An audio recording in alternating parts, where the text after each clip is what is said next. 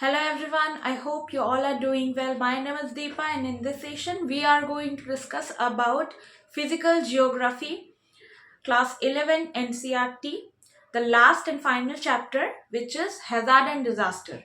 So let's move forward and understand what is hazard and what is disaster. Both the terms are different.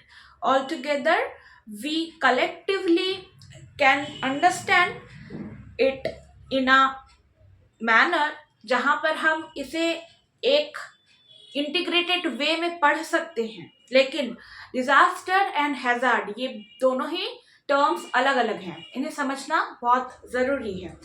तो सबसे पहले जो बात हमें ध्यान रखना है दैट इज हैजार्ड। जो एक टर्म है यहाँ पर हैजार्ड, नेचुरल हैजार्ड जिसे कहते हैं, ये स्पेसिफिकली शॉर्ट स्केल या फिर एक स्मॉलर स्केल में हमें देखने को मिलती है, शॉर्ट पीरियड के लिए होती है, शॉर्ट ड्यूरेशन होती है, शॉर्ट कॉन्टेक्स्ट में से क्या किया जाता है माना जाता है। वेरएज डिजास्टर को क्या माना जाता है, ये एक लार्ज स्केल कैलेमिटी है। नेचुरल डिजास्टर जब भी आती है, मान लो कि फॉर एग्जाम्पल सुनामी, तब सुनामी को हम हैजार्ड नहीं कह सकते। Tsunami specifically coming under what, disaster. ये एक डिजास्टरस कंडीशन है। भोपाल गैस ट्रेजेडी के बारे में आपने सुना होगा 1984। This was a nuclear disaster as well as Chernobyl disaster Russia. तो ये सारी जो हमारी हिस्ट्री में, जियोग्राफी की हिस्ट्री में जितने भी रेलिवेंट इवेंट्स हैं, इन्हें हम क्या कहेंगे, डिजास्टर कैसे कहेंगे। ये नहीं कि इसे हम हैजार्ड के तौर पर क्लासिफाई करेंगे। क्यों? क्योंकि इसका एक वर्ल्ड इम्पैक्ट है। वर्ल्ड में अगर कोई भी किसी भी इंसिडेंट का इम्पैक्ट पड़ता है ग्लोबली, तो उसे we will consider as disaster.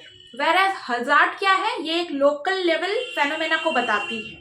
मान लो किसी भी एक लोकल रीजन में फ्लड आ गया, किसी भी एक लोकल माउंटेनियस रीजन में लैंडस्लाइड वाली कंडीशन आ गई, तो उसे हम हैजार्ड कह सकते हैं। Hazard in a smaller term, disaster in A broader term. Simple as that. All right, so we have understood hazard and disaster in a different context. हमने डिफरेंट कॉन्टेक्स्ट में समझा, डिफरेंशिएट करने की कोशिश की। अब हम इसे याद रखना कि हैजार्ड नैरो कॉन्टेक्स्ट में है एंड डिजास्टर सडन होता है, काफी कंपैरेटिवली एंड लार्ज स्केल में देखा जाता है। बस इतना ही आपको समझना होना आना चाहिए। नाउ नेक्स्ट है, यहाँ पर कुछ बातें बताई गई है जो कि आपकी डिजास्टर में ये आपका काउंट होगा। अर्थक्वेक, हमारी इंडिया में भुज अर्थक्वेक सबसे एक डिजास्टरस अर्थक्वेक के तौर पर हमने देखा था। भुज 2000, if I am not wrong 2001 year. एक बार आप इसे अपने खुद से एक बार देख लेना। तो भुज अर्थक्वेक जो कि गुजरात के भुज रीजन में आया हुआ था, ये कैटास्ट्रोफिक था। ये जो इंसिडेंट था अर्थक्वेक, और अबव 7 रिक्टर स्केल में, अबव 7 इसका इंटेंसिटी था। सो ये अर्थक्वेक एंड देन अर्थक्वेक में आपका स्पेसिफिकली कौन कौन सी मेजर पार्ट्स हैं जो कि इंडिया में कवर होता है, वो आपको देखना है, जानना है। इसी के साथ है फ्लड लाइक कंडीशन।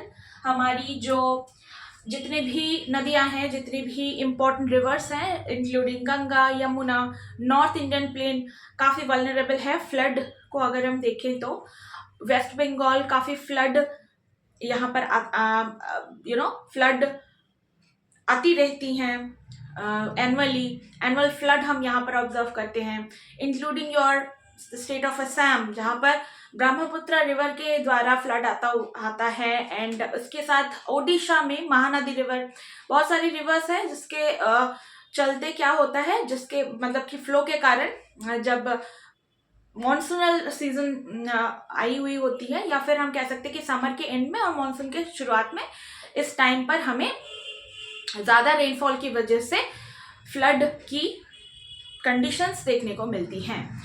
पास्ट में बहुत सारी सिग्निफिकेंट फ्लड्स को मेंशन किया हुआ है वो आप अपने अकॉर्डिंग देखना, पढ़ना उसे, ये इम्पोर्टेंट है।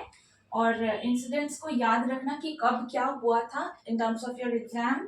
ड्रॉट भी, और ड्रॉट के कुछ पर्टिकुलरली क्लासिफिकेशन होते हैं, जैसे कि meteorological drought, agricultural drought. So these are some classifications of drought जो पढ़ना होता है हमें एग्जाम के लिए। वो आपको डिस्क्रिप्शन में जाके चेक करना होगा डिटेल में। मैंने ऑलरेडी वहां पर एक क्लास करवा रखा है, तो वहां से भी आप जाके चेक कर सकते हैं। ऑलराइट, सो ड्रॉट में ज्यादा कुछ नहीं पढ़ना है आपको। लाइक इकोलॉजिकल ड्रॉट किसे कहते हैं, you know, and agricultural drought किसे कहते हैं, तो आपको डेफिनेशन दे देगा, स्टेटमेंट का क्वेश्चन, एंड स्टेटमेंट से आपको बताना है कि क्या वो करेक्ट है या क्या वो इनकरेक्ट है, ऐसे करके आपको बताना होगा। So you have to have the knowledge of classification of droughts, किस प्रकार से हम उसे डिफाइन करते हैं, what are the different classifications, ये आपको ध्यान रखना है। और this is the integrated, you know, एक आइडिया मैंने आपको आज बताने की कोशिश की कि हैजार्ड एंड डिजास्टर में स्पेसिफिकली क्या पढ़ना है क्या नहीं पढ़ना है। So with this we have done with all the chapters, we have discussed well. हमने पूरा एनसीईआरटी क्लास 11 यहाँ तक कवर कर लिया है। जो जो भी इम्पोर्टेंट पढ़ना होता है, पढ़ना होगा एग्जाम के लिए, वो मैंने आपको बताया हुआ है ऑलरेडी। अगर कुछ भी मतलब मिस आउट हो भी जाता है तो हम डिस्कस कर सकते हैं, आप मुझे बताना। एंड आपको क्लासेस कैसी लग रही हैं ये आप मुझे कमेंट सेक्शन में बता सकते हैं। You are feel free to comment anything. And also मुझे कोई भी टॉपिक में किसी भी जगह पर कोई भी डिफिकल्टी आ रही है related to your geography part, तो आप you can reach me out.